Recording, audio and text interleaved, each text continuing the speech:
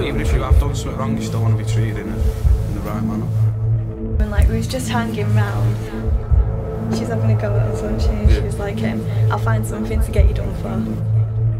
Some were like, can you move on please? And some like are dead angry and moody with you. She come over and pushed me in the back and told me to like, shut up. Well, that all because my mum's boyfriend come out of his house, that's where I was in Bewsey. He just said, is he a problem? And he went, yeah, but it's got nothing to do with you, get in the car. I spoke to him like proper weirdo. But the other one was sounds like a good cop, bad cop. Like.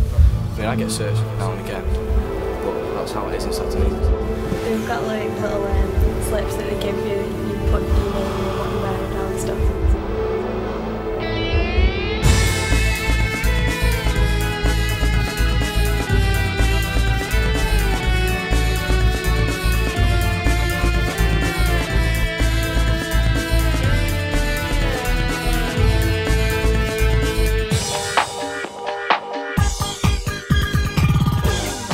Council are trying to provide activities to get young people off the streets. Why aren't we allowed to access the green spaces we want to for unsupervised activities? Young people are encouraged to be active. Why are the areas we want to access off limits? I think one of the things that we have done is we've encouraged schools to allow their playing fields to be used. And there are schools in most communities where those playing fields are being used obviously during the day. This week the police have been coming to our schools and like been going about Minamotos, like all the illegal reasons for them and all that, and like how you need to go on private land. Well, why not make a certain place for them? If things are causing trouble, why not make a place for the things that's causing trouble?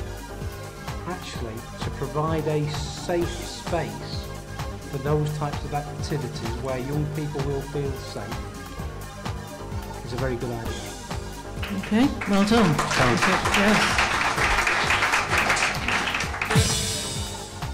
Young people stick together in groups because we feel safer in large numbers.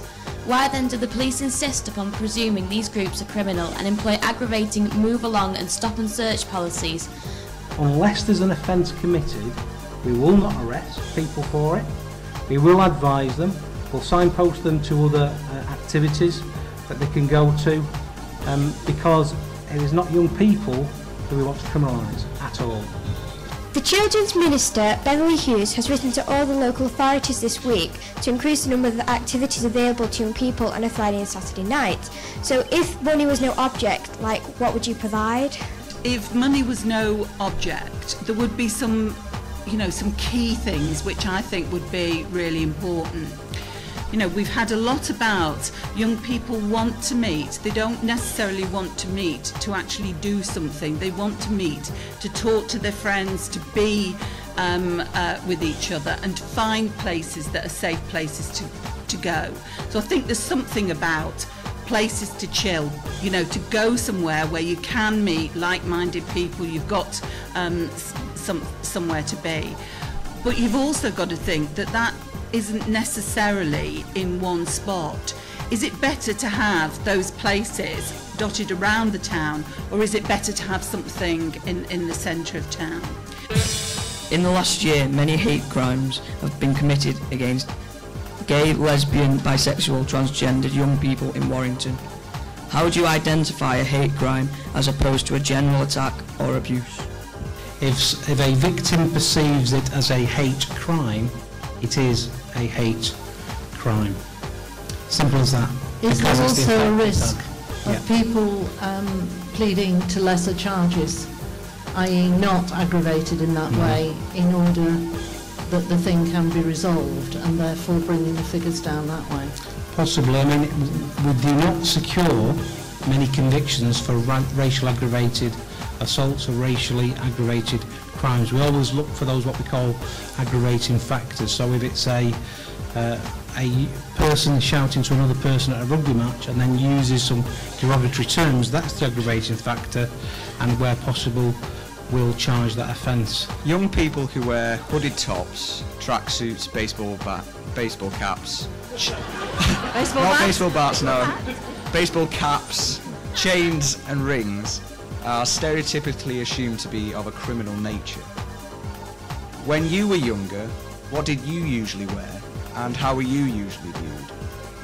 Has anybody seen Life on Mars? Because 30 years ago, I was not dressed unsimilar with the cravat tie and the things like that.